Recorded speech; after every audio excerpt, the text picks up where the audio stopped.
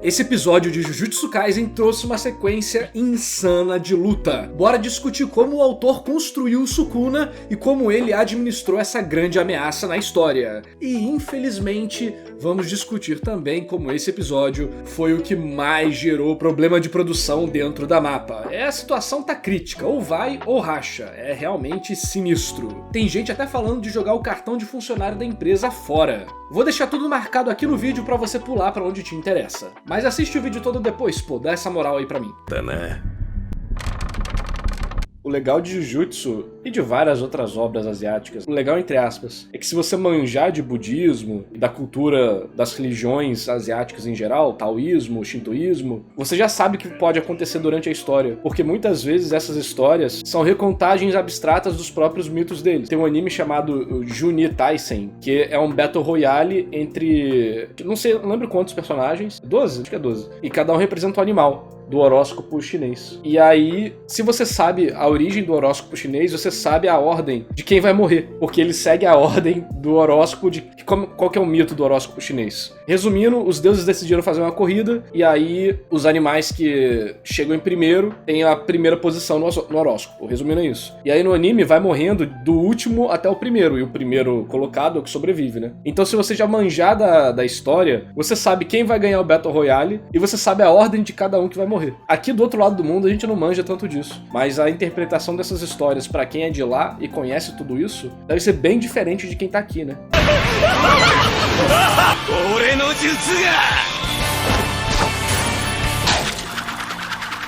Tem umas coisas pra comentar dessa sequência de luta. Eu achei incrível, né? Várias paradas muito legais. Muito bonita, coreografia bem fluida, bem divertida. A gente já comentou muito sobre coreografia de luta nos vídeos passados analisando o episódio de Jujutsu Kaisen. Eu fui a fundo em vários elementos diferentes, mas vale trazer um elemento aqui. Esse episódio, se eu não me engano, a equipe do episódio pediu pra MAPPA atrasar a exibição desse episódio para que eles pudessem finalizar as coisas. E acabou que foi negado. A produção desse episódio aqui, em geral, gerou muitos problemas pros animadores e dá pra ver que no meio de coisas fantásticas tem umas paradas que não condizem com a qualidade. Não que fique ruim, mas você consegue ver claramente que uma parada tá na qualidade de 10 de 10 e a outra tá tipo no 6 de 10. E quando você descobre o motivo disso, fica meio... quem negou foi a Torro. Foi a comissão das pessoas que investiram, né? Que eles têm um contrato. A MAPPA tem toda uma história porque Jujutsu, a segunda temporada, está instável. Não que ela seja ruim, mas porque ela está instável. Foi porque a MAPPA fez um contrato absurdo com os investidores. A MAPPA pisou na bola sinistramente, fazendo uma parada sem precedente, assim. E por que eles não conseguiram fazer? Porque a produção de Jujutsu Zero e Chainsaw Man não era para ter ocorrido da forma que ocorreu. Que a equipe não teve tempo de descansar e de planejar as coisas direito. Então a MAPPA pegou todos os direitos de Chainsaw Man, comprou tudo de Chainsaw Man, tipo, ela que investiu em Chainsaw Man, e isso acabou sobrecarregando todo mundo. E aí gerou uma bola de neve de problemas. Eu tô resumindo mais ou menos todo o acontecimento aqui. Então, o que a gente vê aqui nesse episódio são cenas maravilhosas, ao mesmo tempo que tem umas paradas que parecem não condizer com a qualidade. E isso é meio triste. A gente sempre tá comentando aqui em todo vídeo, analisando algumas polêmicas dos animadores, e dessa vez teve muita postagem de vários animadores. Teve um falando, jogue o seu cartão de funcionário da MAPPA no lixo quando você sai do estúdio. O que não faltou foi gente reclamando. Tem threads e threads no Twitter explicando toda a situação, compilando todos os animadores e diretores e revisores, falando sobre a produção. Então, aqui ó, o Jujutsu Kaisen Zero não tanto, mas a Chainsaw Man zaralhou o estúdio inteiro, porque teve muito investimento e o retorno foi esperado. Pois é. Que não era pra ter tido o ritmo de produção que eles tiveram. Era pra ter dado prazos maiores no contrato, ou não ter feito o Chainsaw Man do jeito que fez. E aí gerou toda essa cascata de problemas. Os caras... Os caras,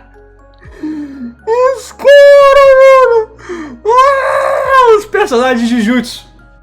Vou fumar um cigarrinho aqui. Não é da minha conta, né? Olhando aqui, os caras de costas aí no que tá rolando. Paz. Mano, acabou de ter uma explosão nuclear, um meteoro, a obliteração total de todos os seres vivos num raio de 140 metros. Os caras, é isso. Nem um semblante de preocupação os caras levantam. Não, cara, não é possível um negócio desse. Aqui não. Isso aí já... Diferente do vídeo que eu soltei falando sobre a estética de Jujutsu Kaisen, como o feiticeiro é descartável, que é um vídeo bem legal, vou deixar aqui pra vocês assistirem também. Isso aqui é mais o Gege tacando foda-se mesmo, cara. Isso aqui já é coisa da escrita, não é intencional temático. É só o negócio que perder um pouco a mão, sabe?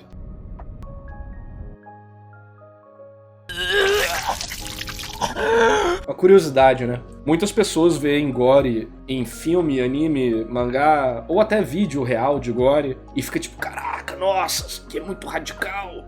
E não entende, tipo, sei lá, quem vomita, né? Uma vez eu vi motoqueiro que acabou caindo e batendo a cabeça numa árvore. A árvore bateu aqui no nariz, ele caiu de lado, né? E bateu aqui do nariz pra baixo. Isso aqui dele abriu o cérebro, voou. Eu tava descendo do ônibus na hora, fui atravessar a rua, e aí de curiosidade, você lá com os seus 17 anos, 16, vou olhar, né? Todo mundo olha essas paradas, né? Vou olhar. Cara, foi instintivo. Eu olhei assim, meu cérebro nem processou direito. Tipo, meu cérebro processou, mas minha visão não. No momento que meu olho viu o cérebro do cara no chão, eu instantaneamente virei pro lado assim, tipo, com o olho regalado, falei, caralho, parece que a própria biologia já te faz entender que aquilo é bizarro. E aí eu não consegui. Eu falei, não vou olhar, não consigo. E cara, é de revirar o estômago.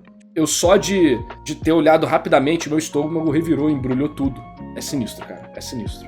Então essa reação aqui do Itadori, corretíssima. No mangá também é muito bom, mas a animação pega mais gente, né? Eu acho o Sukuna, vamos lá, diferente da Kyuubi, do Hollow e de alguns outros exemplos populares, o Sukuna, de fato, é o vilão dentro do protagonista. A Kyuubi não era a vilã da história. O White não era o vilão da história. O Sukuna é. A dinâmica dele com o Itadori faz com que ele seja um vilão próximo da gente, mas que ao mesmo tempo não apareça tanto. Isso faz com que a história acabe tendo uma dinâmica de... Por você ter o vilão principal sempre presente, ele em geral perde um pouco do valor pro público, porque você se acostuma, e por isso que eu acho que nessa parte do mangá e do anime, o Gege foi tão enfático em mostrar como o Sukuna é um vilão terrível, pra marcar mesmo, porque até aí, tá, é o Sukuna, tá, e daí? Entendeu? Ah, ele é foda, tá. Mas aqui mostrou, não, ok, as coisas estão em outras proporções. E aí acaba que a história, assim como o Gojo é muito poderoso e é um problema pra história, o Sukuna é muito poderoso e um problema pra história, né?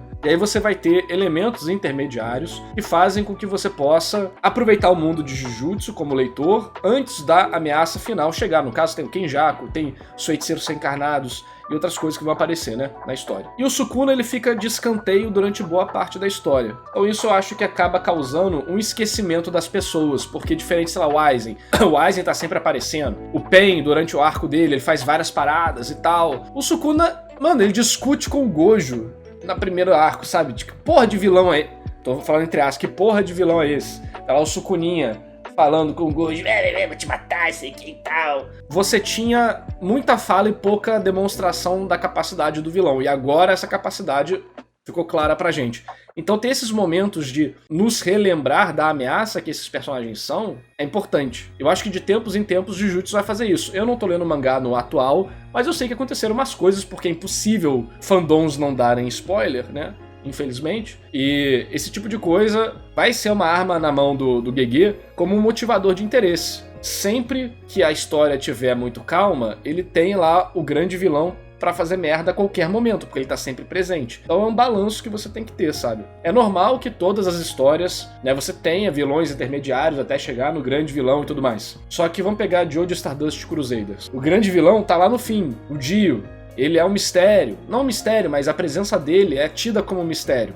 Aqui em Jujutsu não. E isso exige uma dinâmica um pouco diferente. Não só do protagonista, mas de como a história vai andar para executar esses elementos. E eu acho que talvez seja por isso que Jujutsu tem alguns problemas com algumas pessoas de estabelecer um interesse em alguns personagens antagonistas. Porque se você tem o mais interessante de todos sempre presente a qualquer momento, você não quer gastar tempo como leitor com personagens que não vão trazer o mesmo impacto narrativo ou de leitura que o próprio Sukuna. E aí você vai ter, os espíritos, os feiticeiros reencarnados e tal, que você fica tipo, tá bom, beleza. Mas olha tudo que eu sei que esse personagem pode fazer. E que ele tá sempre ali, possível na mão do autor. Porque ele não tá em um local físico difícil de chegar. Ele não tá em outra dimensão, ele não tá em nada. Ele tá dentro do Itadori. E qual que é a justificativa do Itadori conseguir prender o Sukuna em geral?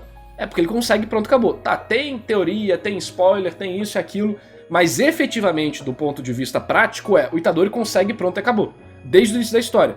O Itadori, sei lá, que descendente de sei quem, filho de sei quem e tal, sei quem. Foda-se. Do ponto de vista prático, o autor quis que essa fosse uma gimmick. Quis que esse fosse um dos elementos que distanciava a história de outras histórias parecidas. Então, como você não tem um caminho lógico tão claro pra você aproveitar o vilão vira uma carta na manga constante, o que é bacana, gera cenas como essa, mas ao mesmo tempo, você que eu tô usando um leitor hipotético, né? O leitor hipotético fica, putz, quando é que o Sukuna vai aparecer? Tá na hora, o Itadori tá aqui logo, o Itadori tomou porrada, o Itadori isso e aquilo, cadê o Sukuna? Entendeu? Esse tipo de coisa pode desmerecer outros vilões que estão em tela ao mesmo tempo ali, sabe? Porque você tá sempre ansiando por alguém que sempre pode estar lá. Quando alguém não pode estar lá, o Dio não pode estar no lugar tal porque ele tá no lugar tal. Então a sua atenção tá totalmente focada ao vilão que tá causando problema naquele local. Quando você tem uma situação à la Jujutsu Kaisen, qualquer local pode ser um local pro Sukuna. Qualquer momento pode ser um momento. E isso acaba gerando, talvez, comparações inconscientes, subconscientes, sobre o vilão que tá gerando o problema e o grande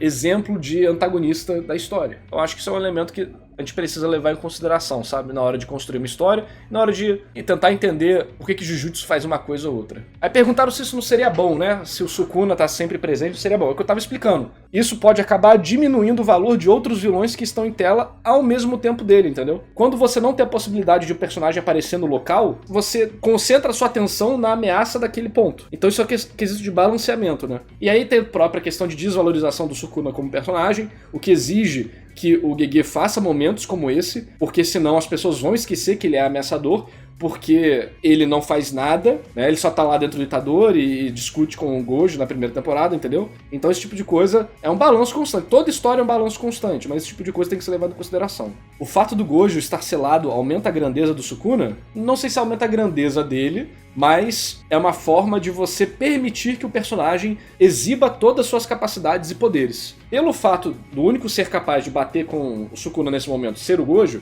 e ele não estar disponível nessa situação, permite que o Sukuna brinque, faça o que ele quiser. E isso apresenta o personagem de fato pro público. Porque antes disso, o Sukuna nunca foi apresentado. O Sukuna foi apresentado como o cara lá, pica, sei que e tal. Mas isso aqui é a apresentação do Sukuna. Isso aqui é a entrada bombástica do Sukuna. Se o Gojo tivesse aqui, poderia tirar um pouco do protagonismo do vilão nesse momento. Porque aqui o protagonista está sendo o Sukuna. A história está toda orientada a mostrar como o Sukuna é incrível, forte, boladão, sinistro, vilão, como ele tem coisas pro plot no futuro, é interessante acompanhar ele, porque ele tem conhecimento, isso e aquilo, entendeu? Então o Sukuna diminui o Getou. Não, nesse ponto, você vai ver que, olha só, o plot do Getou, ele pausou, aconteceram outras coisas, temos o Sukuna, acabou o Sukuna, e aí vai voltar outro plot. Então eles não estão no mesmo momento da história. Eles administraram para não dividir tempo de tela entre eles, para não dividir a fodacidade entre eles, para não rolar briga de estrela, né? Isso é importante. Cada um tem que ter o seu holofote ali no momento específico. Shibuya é um arco muito bem estruturado. Então vou falar do mangá. A estrutura de leitura do mangá é muito rápida e gostosa. Os acontecimentos vão fluindo um no outro. Você vai tendo reviravoltas interessantes, momentos fodas, esses destaques que a gente comentou aqui, coreografias legais. Pra mim, o arco de Shibuya é um baita acerto. Como arco de porrada, ele é um dos melhores aí das épocas recentes, com certeza. O que você acha sobre a presença da narração nesses momentos finais? Eu, em geral, sou sempre contra texto. Quanto mais sou passado pela arte, melhor. Só que eu virei o Dark Narras, né, cara? Depois de ver a ausência de interpretação de coisas óbvias das pessoas, eu virei o Dark Narras. Tem que explicar tudo. O personagem falou que o meteoro vai cair, não é o suficiente. Você tem que botar 5 outros personagens gritando: o quê? O meteoro vai cair? Não acredito, o meteoro vai cair, o meteoro vai cair, o meteoro está caindo, meu Deus, o meteoro vai cair.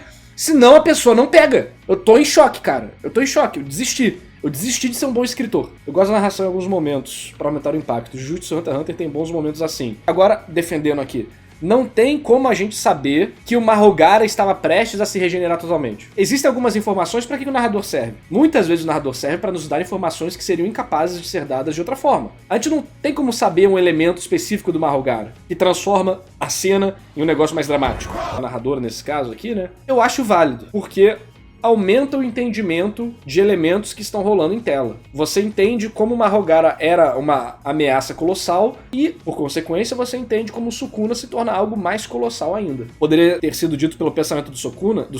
Acho que não poderia não. Porque olha só como você mudaria a estética da cena. Seria o Sukuna preocupado com o Marrogara. E aí? Viu como muda completamente a parada? Não é?